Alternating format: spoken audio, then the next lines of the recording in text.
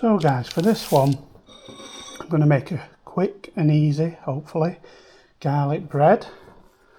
Let me just check I've got some tongs available. Yep, get some tongs to switch this over when it's in the oven. So for this, normally I'd use pizza base again, cook the base on its own and then add garlic butter to it so it all melts in. If it doesn't melt for any reason, I'll do a video on it, but you just put it back in for maybe 20 seconds and the heat will melt the rest of the butter into your base, soften your base up. Even though it might go a little bit crispy on top, it'll soften it all up. It's a really nice garlic bread. I'll also do another video showing you how to make my garlic butter mix, which goes on top of these, which is what I'll be using today, which, as if by magic, is just here. It's the last, so you will see me make a fresh one. So all I'm going to do here, again, I've used my baking paper. If you put this onto the stone without the parchment, what tends to happen is the bread will stick to it, burn. You try getting it out, it'll make a mess of your stone.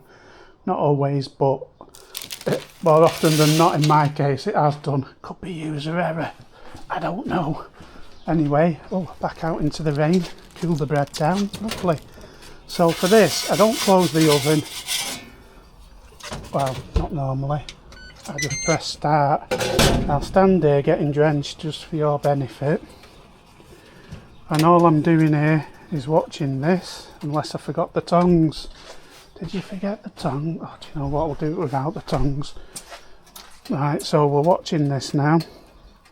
Let's close that up. We're just going to keep opening it, checking till it looks like it's crisping a bit. We're going to flip it over, take it in, just spread the garlic butter like butter on toast. Score the bread. In scoring the bread, or toast as it is when it comes out, score that toast on the other side, so as you spread the butter it can soak into the bread rather than just being a layer on top. You can put plenty on and it'll soak right through the bread. It does make a really good garlic bread as a rule, but obviously with this, it's not a pizza base.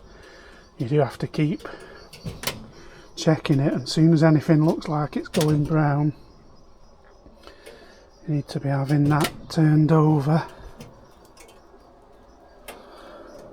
It is crisping up that, so I think we're going to lift that out.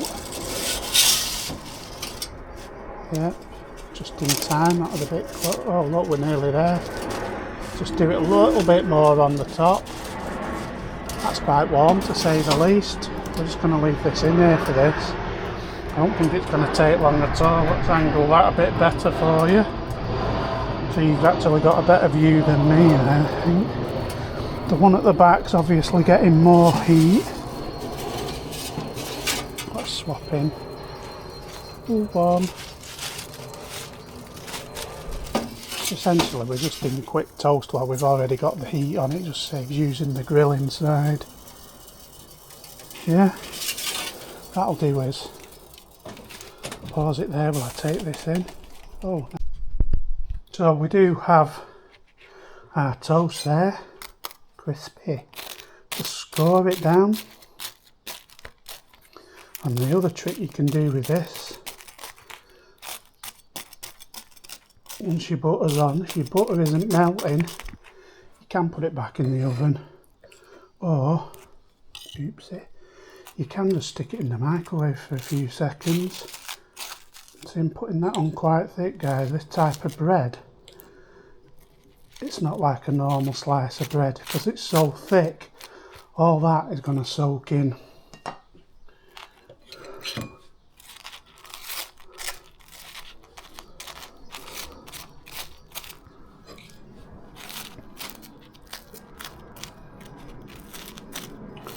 And as dry as it might look, trust me, you won't be disappointed if you make this. Just, I mean, to be fair, I'm normally 9 times out of 10 it will be, I'll make another pizza base and do it that way. It's purely, I had this bread in and this bread needed using up, so why waste a pizza base when you've got a product that'd just go in the bin probably by tomorrow, so get it used up and make something nice with it. Right, so that is it for our garlic bread. Ooh, excitement. But you see how it's sat on top? Personally, I don't like that. So what we'll do,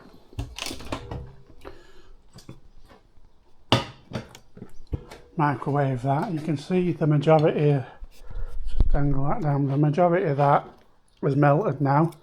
What you find when you get to this stage, you just run over it with a knife now. That is spot on. See how that's just soaking in now.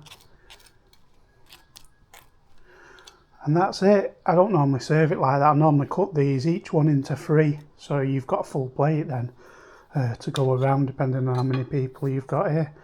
That's how easy it is to make a quick garlic bread.